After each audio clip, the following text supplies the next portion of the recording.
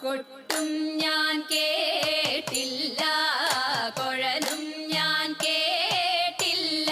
ഇത്തിരി മുല്ലയ്ക്കാരു കൊടുത്തു മുത്തു പതിച്ചൊരു പൂത്താലി, സഖി മുത്തു